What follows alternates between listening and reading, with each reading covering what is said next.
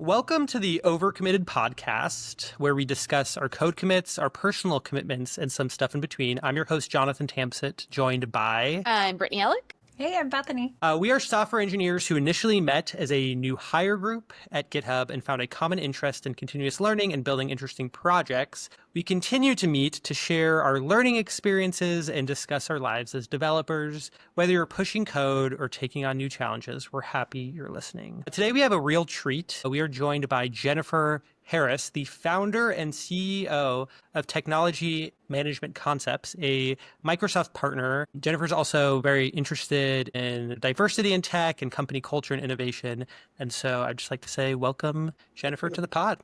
Thank you for having me. Okay, so we have a couple questions that we want to ask and sort of facilitate conversation. So I think this is the first time we've had kind of a business person. And I think that's really cool that we have like a sort of an executive level person. So I think one thing we're kind of all interested in is like, how did you end up where you are? Like how did you, decide?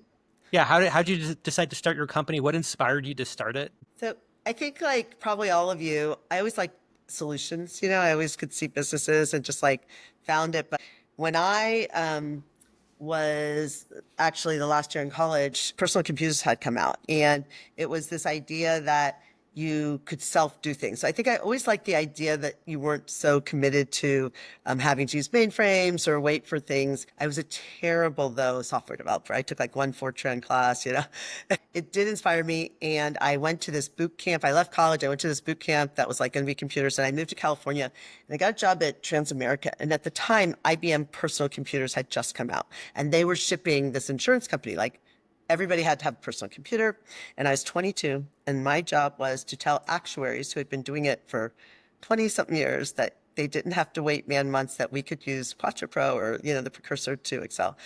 And I would sit there and I would show them how you could, but I had just learned it too. Like I had learned it the night before type of thing. And I wrote like an access database that a bank, they sent me to a federal credit union in New Jersey. I'd never been on a business trip, to show how a personal computer could, do things. And I was just sort of playing around, and my best friend from college had moved here, and she was working for GTE, the telephone company. And we were like, we could probably teach people how to use these computers, and they would pay us. So we went to her laundry room in her rented house. We had a third partner. He was also doing accounting, and we just sort of got a phone and we created a business. We had no idea how. So that's how we started, and here we are. And what were you selling initially? Like what was your product? She had found this. There was accounting software. People were still typing checks, hand typing checks and writing in big ledger books, and they would send out their accounting. And in fact, one of my part-time jobs before Transamerica was, and that's why I see what we do now. There was a woman, I thought she was older. She was probably in her 40s. I don't know. Her name was Fern. And we would send out people's financials, and it would come back in green bar paper, and she would add it on an adding machine every day. And I'm here, I'm 22, and I would do it in like an hour. And at the end, I would say, what are you doing? And she would say, I'm adding it. I'm like, does it ever add up wrong? She was like, well, it's computers, And so that idea that this is, so groundbreaking, and AI and everything's going to change everyone's, this has been happening where the trust issues forever. So Brenda and I thought, well, we probably know more than everyone else. And at the time, they were like Best Buys. They would sell accounting software, and there were ACPAC and Mass 90 and the precursors to what we have now. And one of them was called Great Plains. And we would go in, give our business cards to the guys that all been, that sold the software in the stores, and say, give our card to anyone that you sell it to. And they would. And someone would called us and said, can you come out and teach us? And we learned it. And we would go and just teach them. And they paid us, and we were just like, oh my God. And we went from the laundry room to like a 1-room office where we had like a door desk, like a real door, with 2 file cabinets. We named our company, and, it really was homegrown. We would try to get people to use us. And at one point we were like, why are we having them use us? Why don't we try to call the people that manufacture the software and had them, sell it? And we hired a couple salespeople, and we had no internet, remember? So we had every bad business decision you could make. From a salesperson, we tried to collect money.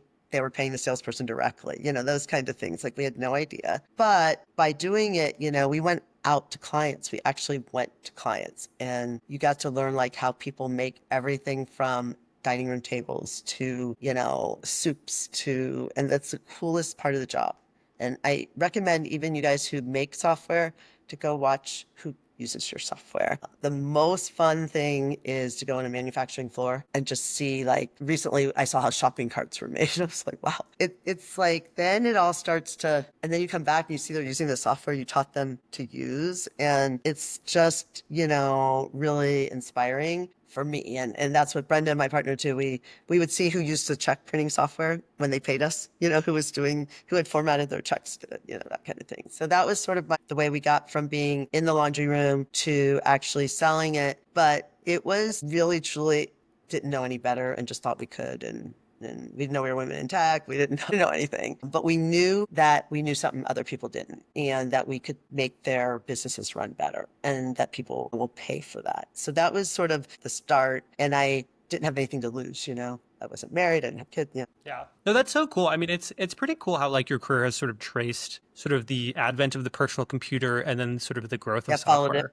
Yeah, that is pretty cool. The personal computer too, I think people forget, like when I say floppy disk, I mean it held almost no data. So imagine we're teaching people how to put their inventory and their financials, and they're having to decide. We're having to not make it's so big because it's not going to fit. And then when they got like 10 megabyte hard drives, they're like, how will we ever, fill that up? And also people didn't have access to learning, so we would go to phone booths to do support, tech support, literally with a calling card. We'd stop and call people back and say, did you turn on the computer? Did you shut the door to the floppy disk drive? And so it was like, no one had seen this before, and now you can imagine it. And so, and people were scared. It was their jobs, right? Yeah, but definitely interesting parallel to today. Yep. So from there, you go in and you start talking to CEOs and CFOs, and you're 23 and you're 24 and you're 25. So Brenda and I, as women, now looking back, we never said we owned the company. And now I realized, maybe we were saying it for different reasons. At the time, we just we wanted to be able to escalate a complaint, to somebody, but we rarely said that we were the owners when we went in, and consulting was just consulting. And I really think the world is going back to that a bit. You really were going out and you were talking to businesses, you were listening to their problems, and you were trying to see how you could, help them. And at the same time, you're trying to pay your own people and be profitable and, make it. And we, through the 90s, alternated having children. So we would be pregnant, Did you intentionally do that, or was that sort of just okay? No, we intentionally did that. Okay. Wow. 4 years of people seeing us in terrible maternity clothes because we went out to clients. So, we did that, and we were true entrepreneurs. It was really, I never wanted to do anything else, and I never had a plan B. So it was, very much what we enjoyed. That's really cool to hear about the trajectory of your company and kind of how your role has evolved. Yep. I'm really curious, how has that role changed with you being a CEO over time? Yeah. How has that shifted your focus and what you've been doing? So I never realized the hierarchy that as much as I do today, titles and the sort of separation, because to me, software developers, consultants, financial people, like there wasn't as much of a, title thing. It was, you were a consultant, and if you knew how to do it better, you were just a better consultant. And this today, it is insane, the titles. I hire people, I swear to you, I hire a developer. If I don't put senior, if I forget, or I just forget, and I put in the welcome email, I hired Bethany, she's a developer, and I don't say senior architect. It is just, so the CEO thing is being used, and I do see that from the outside now, there is quite a different, respect that goes along with it. And that by not using it, particularly as women, you don't walk in with a certain level of respect. So I do understand that. It's also everything you say is looked at and analyzed differently. And again, as a developer and an entrepreneur, we like to try things, just try things, say things, try things. So as a leader, I'll say, probably I drive you crazy because I have all these developers and project managers. I'm just talking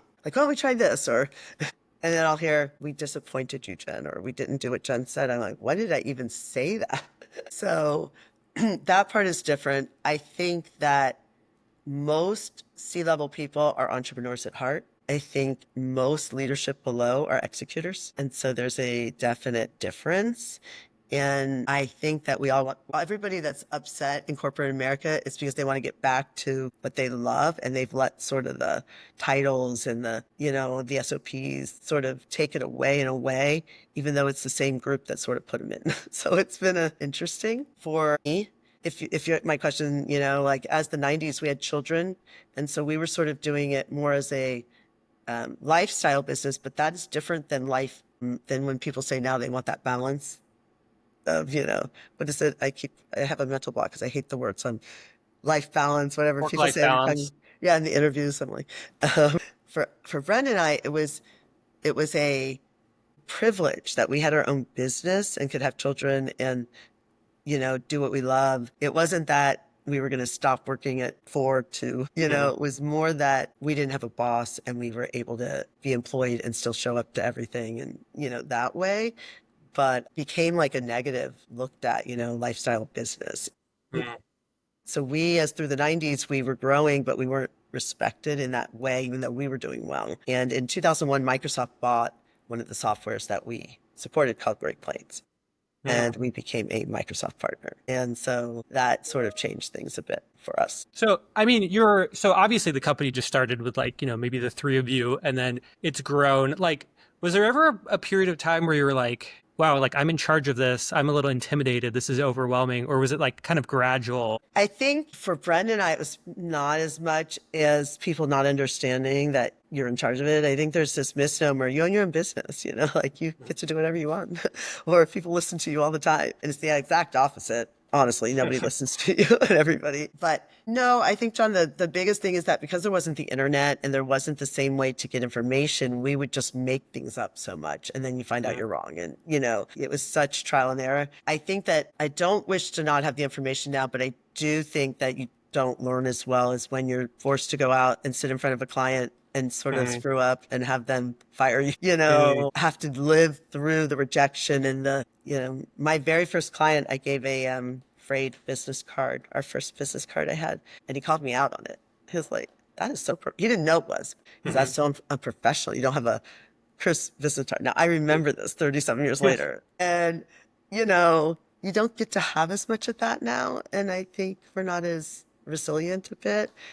Brenda and I became partners of Microsoft. First, we were Great Plains partners. We had to travel to conferences. We had listening to you guys. It was so different from in education. It was going and having to meet people. And it's not even networking. It's just being part of a community. So you get the software updates when they come out and you know what to tell your clients and they refer you clients. You can hire staff. And so you had to go to these conferences that we had no idea, what we were doing. So like, do you see the role like of a CEO? Like, is it more, I mean, I guess it varies in companies, but like, is it more like in your experience, like company vision or sales or strategy or just like all of the People above? feel safe when you feel good about it, right? When you're authentic. So when you believe what you believe, whether the people think you're Elon Musk and you're, whatever, people want to follow people that believe in their vision and right or wrong. And so a CEO that doesn't shouldn't be a CEO because number one. And number two, you have to have the wherewithal to take the risk because I have millions of dollars of payroll every 2 weeks. I have to sleep at night and I do. My list is like, how do you sleep at night? I go, I don't know. I just do. And you have to be able to say, make a decision, stand by your decision. If it doesn't work, be able to say, okay, let's try this. So I think to be a CEO that either A, hates their job and hates their whatever is not, you really have to believe what you're doing to be successful. And I think people know if you're in it with them. They sort of know, they know if you're authentic. But you can't have a company full of CEOs. You have to have executors and you have to have number twos and I am so grateful for that. I think people feel like there's a scarcity and everybody has to have the same role. Yeah, that's interesting. I definitely been part of startups where, I mean, every startup I've been part of, I felt like the CEO had a really strong vision. And people have to know, like, I was not CEO. Brenda was president and CEO, and I was secretary, vice president, and treasurer because I didn't care. About that. And she did. You have to know who cares. You have to know who's that person but you also have to know what's good for your startup. And the brightest person might not be the CEO or the person who even owns the most, of the stock. It's the person people want to follow. I Right. When did that switch for you both? It switched actually recently. We grew to be about 20 something people, project managers, developers. Now remember, we don't do the we didn't even know how to do it. So when you start hiring technical people in a technical field, but we were finance people and we knew how to make a business. And quite often technical people don't quite often, and they don't surround themselves. It's true. Monetizing yourself. You're so smart in the one area and you do it for free, or you work too hard, or you don't see if there's a financial gain. We could. When Brenda was the one going to the conferences, though. She was the outgoing one, and I ran consulting. And through the 2000s, we were probably, we made 2 or 3, 4 million in revenue. We did SOWs, we had contracts. We were real legit. But in 2010, she got cancer. And for about 9 months, she said, now you have to go to the conferences. And I was like, no, I'm not. Definitely not. She could drink more than me. She could hang with the guys, and I was like, no. And she would just be on the phone while I was walking through the streets of Atlanta, because Microsoft conferences, they don't talk to you. They're cliquey. Everybody's Great Plains, which they bought. The whole culture was to talk to everyone. And then when Microsoft bought them, literally the first conference, they were talking to each other and not us. And we were it's very, very, hard. But she passed away in 2011 and Satya Nadella came on that same year. And I just saw, I was like, oh, this is going to happen. And we have a chance to make something happen. And I was so probably traumatized. And I had 20 something people who depended on me to make a living. And that's when I sort of had to start. It wasn't just happening anymore, had to raise my game. And I was alone. So that made it different. Yeah. I mean, that's so also, tough. I had imposter syndrome that 10 years terribly when she died. Yeah. Yeah. I mean, that must be, that must be just so difficult being thrust into, Well, the imposter syndrome, I just had to write a chapter about it. And I listened to yours too. It's a weird thing you don't know when you're going through it. You don't realize it until later. But when she was alive, you have someone that you're with. So you sort of don't think about, am I good enough or am I enough? Or because they tell you, oh, you were great, or oh, that was terrible. But when you're alone, all of those questions in your own head do not answer as confidently. And even when you're complaining, like Bethany, you can come and say, da, da, da, right? And someone might be, oh, poor Bethany. But that's not exactly what you need. You sort of want someone to say, okay, either buck up or go do this, or that's terrible, or they are awful. But it's hard to find that voice because it has to be someone going through your exact same journey. And that is very unusual. Everybody comes to it with a different, so for me, it was really imposter syndrome. It's can I do this? Am I doing the right thing? And, a constant people supporting you, but not really. So that trajectory has been, this right now is really fun. I'm like the pimply, short, awkward redhead like I was. 12-year-old that, grew up and, all of a sudden people want to be your friend, the guy that becomes 6'2" in the football. And it's been very interesting to have people now reaching out that in 2011 were not that. There's so many interesting aspects to it, like the growth of technology sort of alongside your business. Obviously you're sort of owning a business with your best friend and then your best friend dying. I mean, that's just such a, I think that the thing that I see, there's an Esther Perel statement I talk about all the time where she says you should be married 3 times in your life if you're lucky to the same person, and it's true with businesses. People used to work at their business forever, right? There was this loyalty thing. Now there's you have to change, but actually what it is you have to be where things evolve, because if you change your job and you do the exact same job, right? Just at a different place. That's not that cool. And if you stay somewhere where they're not evolving and you're doing the exact same job, but if you can find the right group of people and they evolve as things change, that's the coolest thing, right? And we were forced to a bit because of the death and technology changing in the world. And I'm really grateful that I took that I was able to sort of roll with it. And that's the part that I think is the magic that I was able to do. And you see right now a lot of people thinking it's going to stay how they've done it, and it's not. And that's what's happening. I think too, it resonates with just facing imposter syndrome, but not almost feeling gaslit by that imposter syndrome. It is. It's it's the invisible. am I actually feeling this? Yeah. Yeah, I am. I was asked to write this chapter in a book called Are Women Still on Mute? And when And I read these other women's stories, and they were just like, they came to America. They have these stories, right? And I was like, what am I going to write about? And I did this big transaction this year, and it's 1% of women. 1% of women have businesses over $1 million. But women, if you look up in any chat, in any research, they'll say women have most businesses. Women are the fastest growing industry. And then you try to get that statistic of how much revenue, it's small.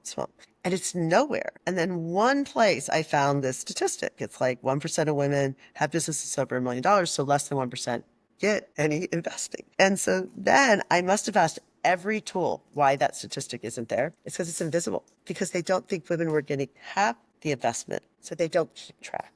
And right. So when I was telling people of my experience, this is successful women too. They're like, really? We can't believe that. We hear that women, we know Cheryl, Sandberg, we see women, And so cracking the glass ceiling or having imposter syndrome is dismissed because it's not even looked at. It's an invisible glass ceiling. People don't even talk about it. And that was like a moment where I was like, oh, people are not interested in my story of being a woman doing this. They're interested that I was able to build a company and get, a huge payout and do things. But when I say this, 1% of women, even to women in tech and all them, not interested. They don't even know it exists. And there's not going to, and the numbers are going down, of successful women and women in leadership. So that's been eye-opening for me. That's really fascinating. I think one part of my career, I've always been involved with like the women who code and women in tech groups.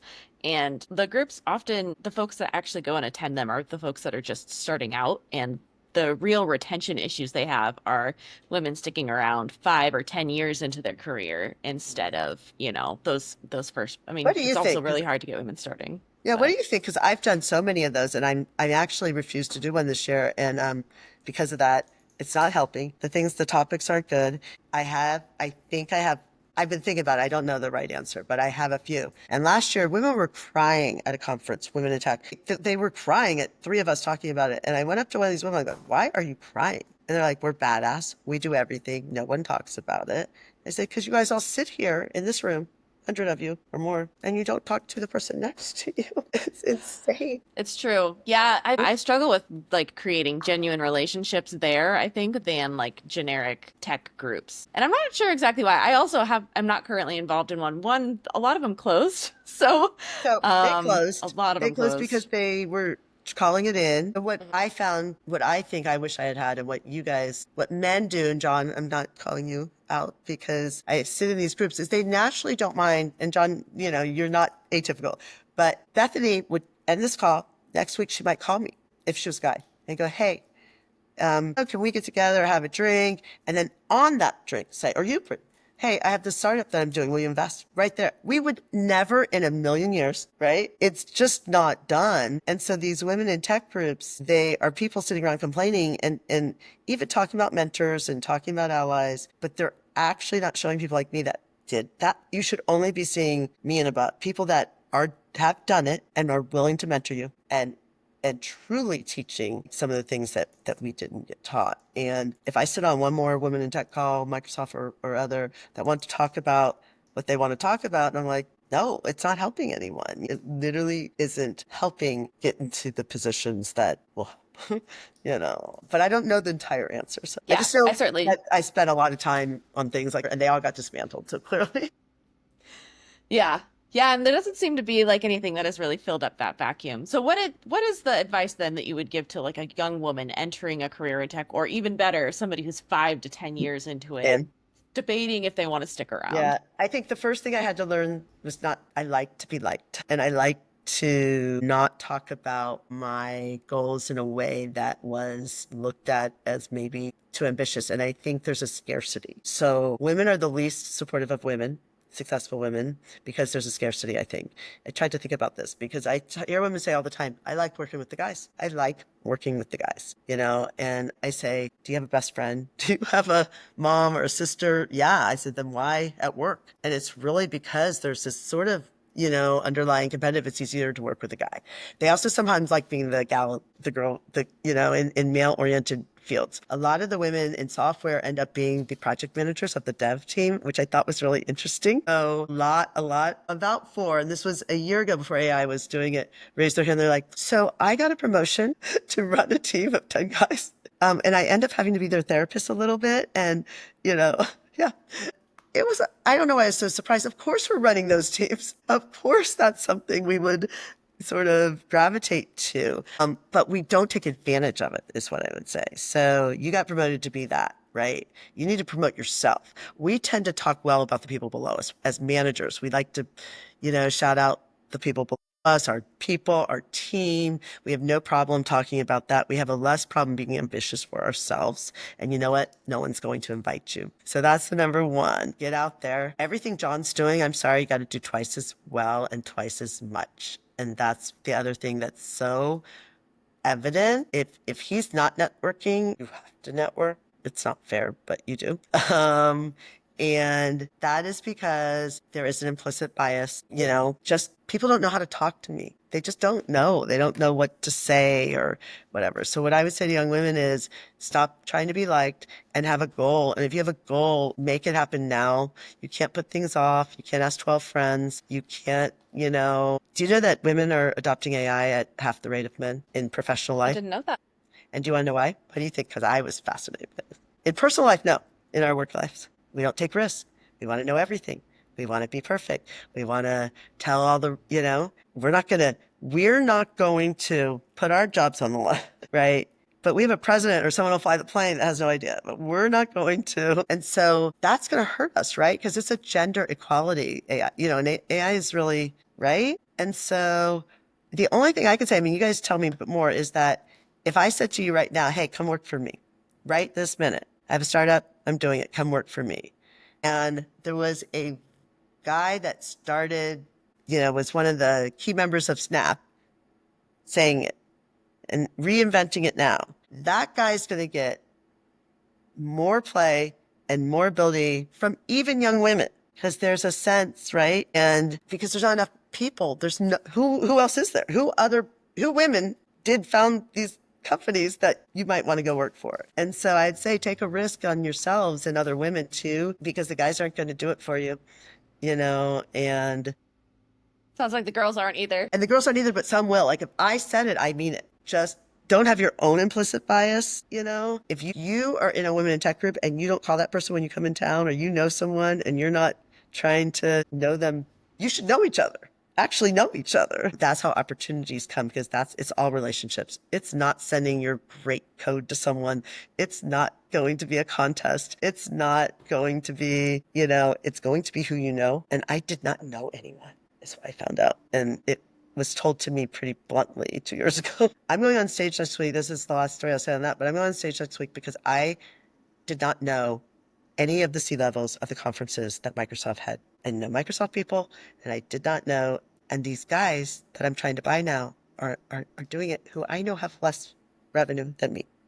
Okay. And they were getting it. And so in March, I said to someone who was putting on this big Copilot conference for Microsoft, I was like, I don't know the C-level. And they introduced me to the guy last 2 months. And he's like, you've been doing booths, spending hundreds of thousands of dollars with us. And the only thing I knew was I had a feminist as fuck hat that we give out at a Women in Tech. I wear your hat. And so he talks to me, he goes, oh my God, you have to do the keynote with me in Bellevue. And I say, okay. And I look at the day before and it's all my competitors, which I wasn't invited to, that had already been set up. And so last week I said, hey, there must be an old boys club here because all these guys. And he said, well, you never made yourself known. Nobody knew. And you're the only one that I invited to go on stage and open up. Don't try to compete with them because you missed that. And it was sort of hard to hear, and it's sort of uncomfortable because I would have rather been on the panel than be just with him because I'm shy. But I have to do this to show other young women, right? Because all the rest of them are all guys on the day before. And then Microsoft will trot out their woman executive. They will. She'll be the first person after me who has no power, by the way. And they'll do their executives. And those women are not role models in that way, right? Because they're just not sat enough. they're not, and so I guess the thing I would say is meet people, put yourself out there, make sure you're known, and don't complain that you're not known. Like, we have to do it, and it's so uncomfortable. Yeah. Yeah, it's hard. I think a lot of, women are socialized throughout their life too to, try to be demure or, Right? like try to not be boastful about what they're Well, and doing. And it's it's so, a very uncomfortable thing. yeah. It's so, I talk about imposter syndrome. Some guy said to me, like, you're so revved up. I took that as such an insult. Oh yeah. I was like, for weeks, I was like, oh my God, I was too, and it was someone who wasn't even part of our world. Like, it was someone who had been coaching us, a coach who didn't have and this was in January. And this guy that I'm going on stage with, he's like, I love that you're so revved up. I said, thank you for saying that. Why did I need that? Why did I need that? Right? That's the thing. Why did I let someone say those words make me feel, I don't think Steve Ballmer cared that everyone was telling him that he was right. Why did I care? I did. And so, yeah, it's uncomfortable. It really is. But I guess if your goal is to be self-employed or to have something cool or to do something or, whatever, even the most awkward male founders, Zuckerberg or whatever, they're out there. They're doing quite well for Right? themselves as well. So awkward. Yeah. He was so awkward that he got all these college girls to put their picture. You know what I mean?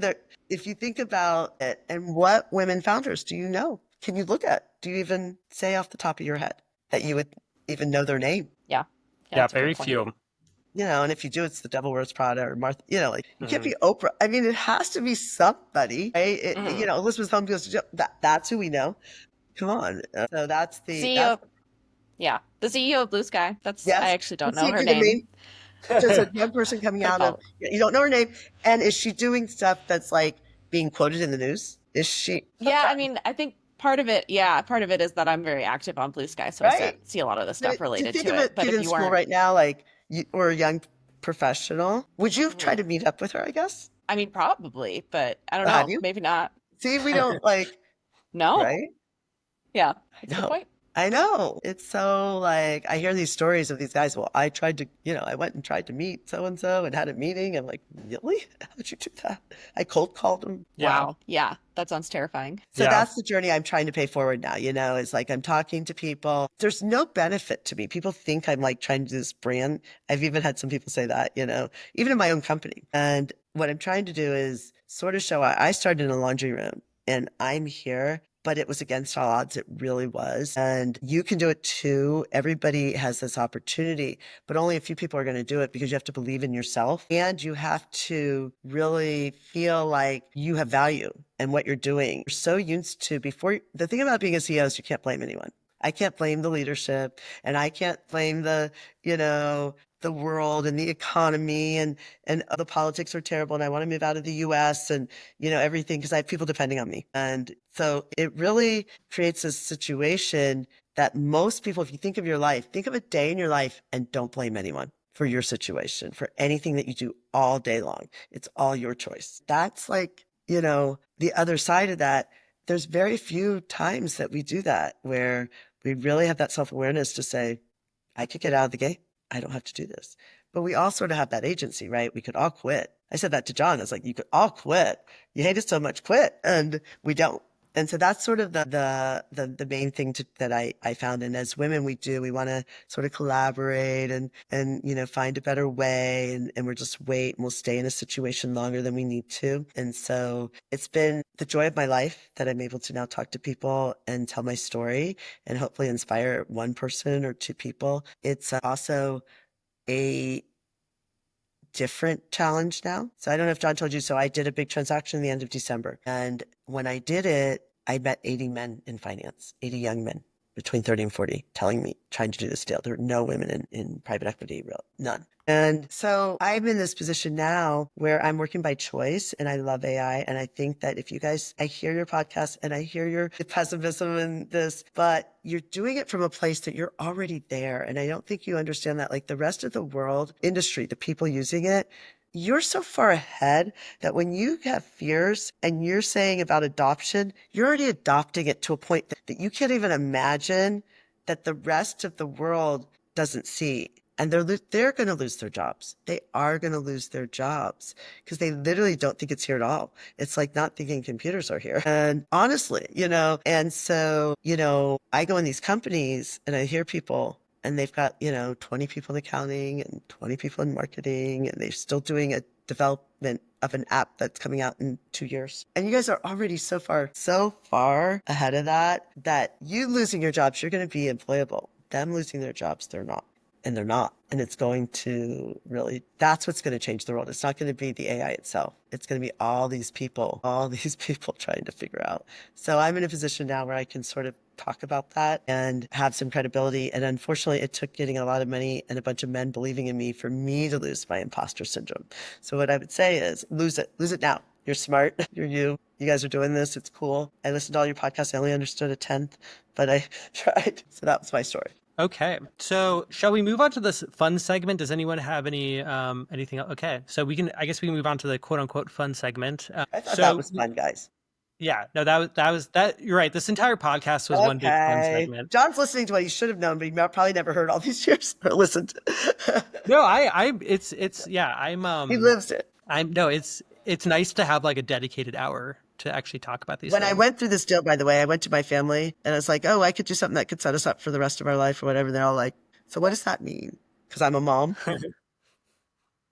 And I said all along, like they would say like, oh, I hope you're not so stressed, Jen, or you should take time for yourself. And if there was a guy going through a huge deal, can you imagine being told you should really go to the spa and not close, a $40-50 million deal? No, we just think that it's way too much stress for you, Dad. The sexism that I experienced wasn't just from inside, it was outside. John, you were supportive. John's in a very rare position right now where he is in a but he lived group it of women in tech. See, right? Not from a bad place. He could see that it's looked at in this weird way, wasn't it? Sort of. What do you think? He was good. I mean, I'm not saying my kids are great, but just in general, the way our friends or people thought I was just busy. Yeah. I mean, we all, for the listener, Jennifer Harris is my mother-in-law. Oh, you could cut this. We all love you, Jen. We wanted you to be happy, but see? Yeah. I don't think a man, John, well, you ladies tell me, do you think that if this was a guy doing a big case, and you can cut this, a big case or the biggest deal, and they were getting $50 million something, that their children would be like, we just want you to be happy, Dad, absolutely or John, not. or Father. How did we? Well, Should we ask them how they're doing? That's the thing. The thing is that like it's setting up the whole family for life, and it's like taking the stress off the dad or the mom, and it's like generational. So yeah, you want you to be happy, but to spend a year to do something like that, yeah, no.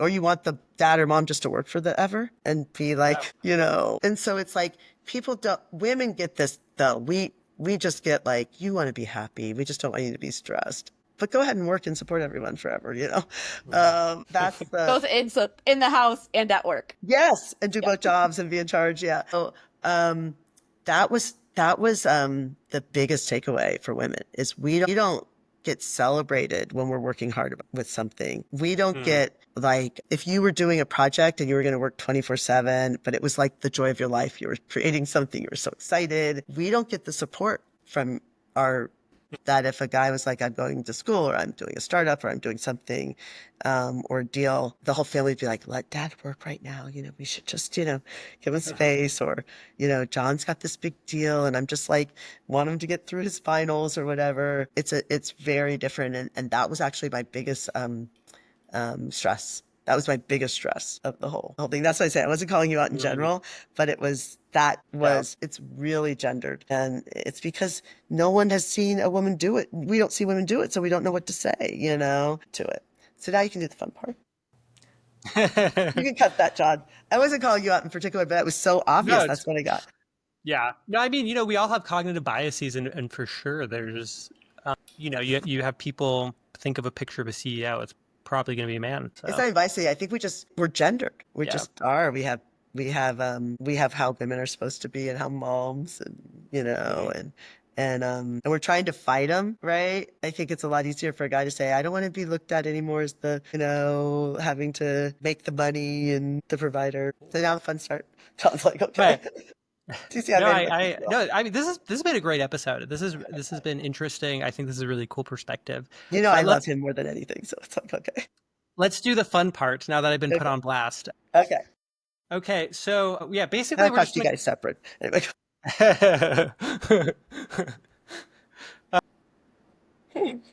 Yeah, so we're all going to go around and talk about a tool, a website, just something that we use that, really makes our life easier or is more interesting. Cool. So yeah, Brittany, do you want to start? Sure. Yeah. Yeah. I have something in mind. Yes. So I have been on first responder this week, which just basically means for my team, if something goes wrong. Oh, uh-oh. Oh yeah, there is like some background noise. I believe we have the ability to remove that in the edit. Yep. Okay. Yeah.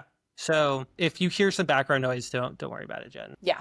Yeah, it'll be all cleaned up. Yes. Tools. Yes. So I've been on first responder this week, which means that if something goes wrong for my team, then I get to deal with it and respond to it first, ideally. And something that I've been working with actually all week is trying to figure out, there's a bunch of different Slack channels that I've been a part of, and I'm trying to find some automations and some like AI tools that will help me like bring it all into one spot and be able to triage it better and resolve these issues faster. So I've been using the Slack workflows for doing things like adding emojis to something to have it like go to a list. And then there's other workflows where like if you send a message, then you can, have something change in that list and stuff. And yeah, just exploring those. So I think Slack workflows is my shout out tool right now that I've been really enjoying. Mine is kind of lame. Not lame, but it'll sound like I'm very biased. But honestly, this week I've been using Copilot like nothing else, just between giving updates, making sure my language is clear for